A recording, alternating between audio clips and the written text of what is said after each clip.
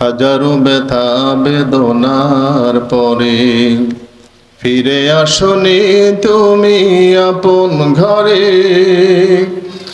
দিনের আলো তুমি ছড়িয়ে দিতে চলে গেলে মদিনায় মুখ ছেড়ে। হে রাসূল তোমাকে ভুলি আমি কেমন করে। আল্লাহুম্মা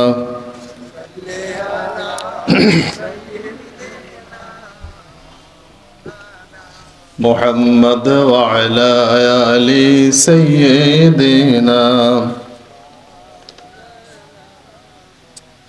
কালীবাজার হাফিজিয়া কারিয়ানা নুরানি মাদ্রাসার উদ্যোগে আজকের মাহফিলের সম্মানিত সভাপতি জনাব আব্দুল মালিক সাহেব, সাবেক প্রধান শিক্ষক, কালীবাজার মাধ্যমিক বিদ্যালয়। আজকের মাহফিলে এতক্ষণ আলোচনা রাখছেন বিশিষ্ট ইসলামী চিন্তাবিদ নন্দিত আলেমে দ্বীন মাওলানা আজিম উদ্দিন সাহেব। মাহফিলে তাশরিফ এনেছেন উপমহাদেশের সর্ববৃহৎ মাদ্রাসা তামরুল মিল্লাত মাদ্রাসার সম্মানিত প্রিন্সিপাল মহোদয় ডক্টর হেফজুর রহমান সাহেব তাশরিফ এনেছেন। সম্মানিত উলামায়ে কেরাম, মুরব্বিয়ানে কেরাম, যুবক ভাইয়েরা, পর্দার ভিতরে সম্মানিত মা এবং বোনেরা, আপনারা ভালো আছেন? মানুষ বেশি থাকলে আলোচনা করতে ভালো লাগে, আর আমার হাতে সময়ও কম, মানুষও কম, তাহলে আলোচনা হবে কম কম, হ্যাঁ, জমবেও কম কম, ঠিক কিনা বলেন? আপনারা কি হতাশ নাকি? খুবই হতাশ। আমরা সবসময় ভরসা রাখি কার উপরে? আল্লাহ আছেন, দেখতেছেন, পর্যবেক্ষণ করতেছেন আমরা কি করি, কোথায় যাই, আমাদের ইস্তেকামত কতটুকু, এটা আল্লাহ খুব লক্ষ্য করতেছেন। জরুর, ঠিক কিনা বলেন? ইস্তেকামত আল্লাহর প্রতি না থাকার কারণেই তো আজকে আমাদের বাংলাদেশের এই অবস্থা। যদি আমরা পরনির্ভরশীল হয়ে যাই, যদি আমরা নিজের প্রতি আস্থা না রাখি, আল্লাহর প্রতি আস্থা এবং বিশ্বাস না রাখি, তাইলে আল্লাহ আমাদেরকে সাহায্য করে না। চাইছিল অনেকে যে ভারতের মাধ্যমে টিকে থাকার জন্য, তাদের উপর আস্থা রাখার জন্য, কিন্তু টিকতে পারে নাই, ঠিক না? আমাদের আস্থা আছেন আল্লাহর উপরে? আল্লাহ রাব্বুল আলামিন বলেন, ইন্নাল্লাযীনা ক্বালু রাব্বুনাল্লাহু সুম্মা ইসতাকামু তাতানাজ্জালু আলাইহিমুল মালাঈকাতু আল্লা তাখাফু ওয়া লা তাহজানু ওয়া আবশিরু বিল জান্নাহ। আল্লাহ বলেন, নিশ্চয়ই যারা বলবে আমি রব আল্লাহ, এবং এই কথার উপর যারা ইস্তেকামত থাকবে, মজবুত ঈমান ধারণ করবে, আমি আল্লাহ রাব্বুল আলামিন তাদেরকে তিনটা বিষয় দিয়ে সাহায্য করব। জোরে বলি সুবহানাল্লাহ। এক, আল্লাহ ফেরেশতা পাঠিয়ে দিবেন। দুই, আল্লাহ তাদের ভয় দূর করে দিবেন। তিন, সমস্ত টেনশন আল্লাহ দূর করে দিবেন। জোরে বলি সুবহানাল্লাহ। যদি আল্লাহর প্রতি বিশ্বাস স্থাপন করতে পারেন, আল্লাহ আমাকে খাওয়ায়, আল্লাহ আমাকে পড়ায়, আল্লাহ আমাকে সব দেয়, আল্লাহ আমাকে সব দিব, আল্লাহর প্রতি ইস্তেকামত থেকে দেখে আল্লাহর হুকুমাতগুলো প্রতিষ্ঠার জন্য যদি কাজ করে যান, ইনশাআল্লাহ আল্লাহ আছেন, আমাদের কাছে আছেন, শেষ পর্যন্ত আমাদের ঠিকানা হবে জান্নাত। জোরে বলি সুবহানাল্লাহ। এই কথা শেষে আল্লাহ বলছেন যে আল্লাহর প্রতি যদি কোনো মানুষ ইস্তেকামত থাকে, তার বিনিময়ে আল্লাহ জান্নাত দিবেন, যে জান্নাতের ওয়াদা আল্লাহ করেছেন। জোরে বলি সুবহানাল্লাহ। রব্বুল আলামিন বলেন, ফালিয়াবুদু রাব্ব হাযাল বাইত আল্লাযী আত'আমাহুম মিন জু' ওয়া আমানাহুম মিন খাউফ। আল্লাহু আকবার বলি। আল্লাহ বলেন, যারা বলবে, আল্লাহ রব বলবেন, আলহামদুলিল্লাহি রাব্বিল আলামিন আর রহমানির রহিম। নামাজের ভিতরে পড়ি সামি আল্লাহু লিমান হামিদ, বলেন সামি আল্লাহু লিমান রব্বানা লাকাল হামদান কাসীরান তাইয়িবান মুবারাকান ফি। এই যে আমরা রব বলি, এই কথা উপর আমরা ইস্তেকামত থাকবো, ঠিক কিনা বলেন? এই রবের প্রতি ইস্তেকামত থাকতে গেলে হয়তো গুলি আসতে পারে, হয়তো বুলেট বুকে আসতে পারে, আর না হয় জেল হতে পারে, তাহলে জুলুম হতে পারে, তাহলে ফাঁসি হতে পারে। এই পথ থেকে এক বিগত পরিমাণ দূরে সরে যাবে না। জোরে বলেন ঠিক কিনা?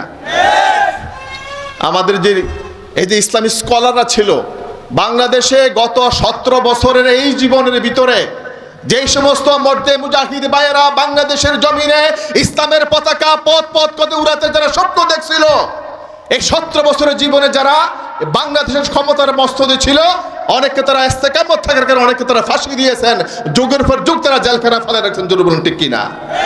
তারা তো পালাই যায় নাই, ঠিক কিনা বলেন? তারা কিন্তু পালাই যায় নাই, তারা কিন্তু ঠিকই কিন্তু দেশে ছিল। কিন্তু 17 বছরের এই জিন্দেগির ভিতরে যারা জনগণের উপর যারা জুলুম করছে, অত্যাচার করছে, ভারতের প্রতি যারা নির্ভরশীল ছিল, তারা বা তাদের জায়গা বাংলাদেশে হয় নাই, তারা কিন্তু ভারতের ফালায় যেতে হয়েছে। জোরে বলুন ঠিক কিনা? এটা না ইস্তেকামত। আল্লাহর প্রতি ইস্তেকামত থাকবেন, হয়তো সবর করা লাগবে, হয়তো ধৈর্য ধরা লাগবে, হয়তো জীবন যাবে, হয়তো শহীদ হবে, এরপরও আল্লাহর পথে ইস্তেকামত থাকতে হবে। জোরে বলুন ঠিক কিনা?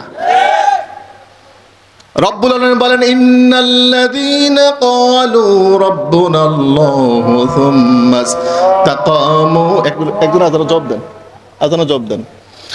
ثم استقاموا تتنزل عليهم الملائكة ألا تخافوا ولا تحزنوا وأبشروا بالجنة التي كنتم توعدون. জোরে করে আল্লাহু আকবার।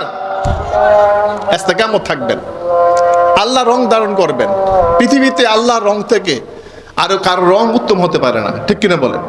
আল্লাহ বলেছেন, সিবগাতাল্লাহি ওয়া মান আহসানু মিনাল্লাহি সিবগা ওয়া নাহনু লাহু আবিদুন।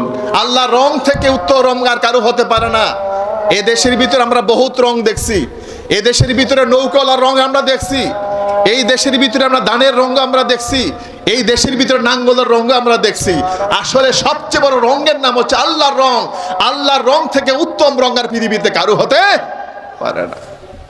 আমরা আল্লাহর রং ধারণ করব, আল্লাহর পথে আমরা চলবো, তার পথে আমরা জীবন দিয়ে দেব। এই যে আযান দিল মুয়াজ্জিন সাহেব, উনি কি বলছেন? ওয়া রাজুলুন কলবুহু মুআল্লাকুন ফিল মাসাজিদ, এই হাদিসটা বুখারীতে আছে। ওয়া রাজুলুন কলবুহু মুআল্লাকুন ফিল মাসাজিদ। মুয়াজ্জিন যখন মাইক থেকে সুন্দর করে আযান দেয়, আহ্বান যখন করে, যেই সমস্ত মানুষেরা প্রাণে প্রাণে দিল দিয়া মন দিয়ে মসজিদের দিকে দৌড়ায়, আল্লাহ তার সাথে আছেন এবং আল্লাহ রাব্বুল আলামিন হাসর ময়দান তাকে আল্লাহর আরশে আজিমিন সে স্থান দিবেন। জোরে বলি সুবহানাল্লাহ। সুতরাং ভাইয়েরা, আমরা তো এই কথাগুলো বলি, এই যে মসজিদে দৌড়ায় এটা হচ্ছে আল্লাহর রং, এই যে আপনার গালে মুখে দাঁড়িয়ে এটা হচ্ছে আল্লাহর রং, এই যে আপনার মাথার ভিতরে টুপি এটা হচ্ছে আল্লাহর রং, এই যে আপনি হজ করতেছেন এটা হচ্ছে আল্লাহর রং, এই যে আপনি সারা জীবনের ইসলামী আন্দোলন এটা হচ্ছে রং। এই রং থেকে পৃথিবীতে উত্তম রং হার কারো হতে পারে না। আল্লাহ বলছেন, ওয়া নাহনু লাহু আবিদুন। যারা আবেদ আল্লাহওয়ালা মানুষ, আল্লাহর রং থেকে পৃথিবীর কোনো নায়ক এবং নায়িকার রং ধারণ করতে পারে না।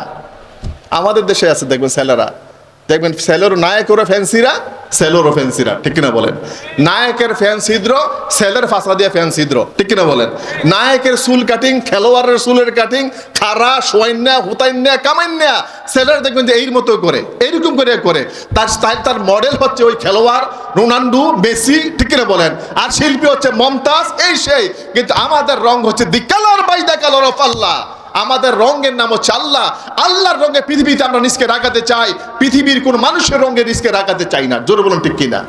লাকাদ কানা লাকুম রাসূলিল্লাহি উসওয়াতুন হাসানা। রাসূল আদর্শ অনুসরণ করবেন।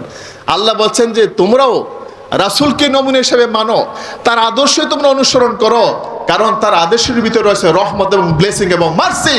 তার আদর্শ যারা অনুসরণ করবে, এই যে কবর আপনাদেরকে আমাদেরকে শোয়ানো হয়, আমরা যে বলি বিসমিল্লাহি আলা মিল্লাতি রাসূলুল্লাহ, ঠিক কিনা বলেন?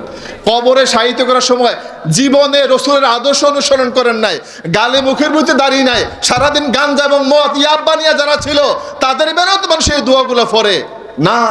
রসুলের আদর্শ দুনিয়াতে ধারণ না করলে এই দোয়া তারে ফললে না, দোয়া তারে বাইটটা খাবাই হলো, কাজ হইতো না। জোরে বলেন ঠিক কিনা? প্রিয় বন্ধুরা, এই জন্য বিপদ হবে, জেল হবে, জুলুম হবে, নির্যাতন হবে, ছেলেমেয়েরা যাবে, ক্ষয়ক্ষতি হবে, সব হবে। এরপর আল্লাহ তুমি আমার রব, কি বলবেন? আল্লাহ আমার রব, এই রবে আমার সব, আল্লাহ আমার রব। দমে দমে তন মনে তারি অনুভব, দমে দমে তন মনে তারি অনুভব। আল্লাহ আমার রব, এই রবে আমার সব, আল্লাহ আমার রব, এই রবে আমার সব। শেষ করে দিচ্ছি 2 মিনিট। দেখেন ইস্তেকামত কাকে বলে? আপনারা জানেন যে মক্কা থেকে মুহাম্মদ সাল্লাল্লাহু আলাইহি ওয়াসাল্লাম মদিনায় হিজরত করেছিলেন কাফেরদের অত্যাচারে, ঠিক কিনা বলেন? কাফেরদের অত্যাচারে আল্লাহর আদেশে আদর্শিত হয়ে উনি মক্কা থেকে মদিনা হিজরত করেছিলেন।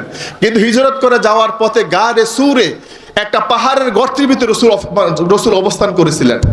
আবু বকর বলে, হুজুর এই যে কাফেররা দেখা ফেলেছে হুজুর, এখন আমাদেরকে তারা অ্যারেস্ট করে নিয়ে যাবে, আমাদেরকে তারা হত্যাও করতে পারে। রাসূল বলছেন যে লা তাহজান ইন্নাল্লাহা মা'ানা, ডোন্ট বি স্যাড। এই আবু বকর হতাশ হয়ো না, নিরাশ হয়ো না, আল্লাহর প্রতি ইস্তেকামত থেকে ভরসা রাখো। এখানে এই গর্তের ভিতরে শুধু আমরা দুজন না, আমরা 3 জন, আমাদের জন্য আমাদের আল্লাহ যথেষ্ট। জোরে বলি সুবহানাল্লাহ। আপনি না মনে রাখবেন, আল্লাহই আমাকে দেখবেন, আল্লাহ আমাকে ফালবেন। যদি আল্লাহর উপরে যদি আমাদের সাবেক প্রধানমন্ত্রী যদি আস্থা এবং বিশ্বাস থাকতো, তাহলে বাংলাদেশের থেকে 300 জন পার্লামেন্টারিয়ান এবং 300 জন এমপি পালানোর কোনো সুযোগ ছিল না, তারা কোনোদিনও যাইতো না। জোরে বলেন ঠিক কিনা? আমাদের আল্লাহ আছে, আমরা আল্লাহর প্রতি বিশ্বাস করি। 17 বছরের ধৈর্য ধারণ করছিলাম, সবর করছি আমরা। 17 বছরের পরে আল্লাহ আমাদেরকে মহান বিজয় দিয়েছে। এই বিজয়কে ধরে রাখতে হবে, এই বিজয়কে কামিয়াবি করতে হবে। এই বিজয়ের মাধ্যমে বাংলাদেশের আকাশে পথ পথ করে ইসলামের পতাকা উঠতে হবে। হয় বিজয় হবে, নাইলে শহীদ হয়ে যাবেন। এই পথ থেকে দূরে সরার কোনো সুযোগ নাই। এই পথ আল্লাহর, এই পথ রাসূলের, এই পথ ইসলামের। এই কথাগুলো বলে আপনাদের সবাইকে ধন্যবাদ জানিয়ে শেষ করছি। মা তৌফিক ইল্লা বিল্লাহ। আসসালামু আলাইকুম ওয়া রাহমাতুল্লাহি ওয়া বারাকাতুহু।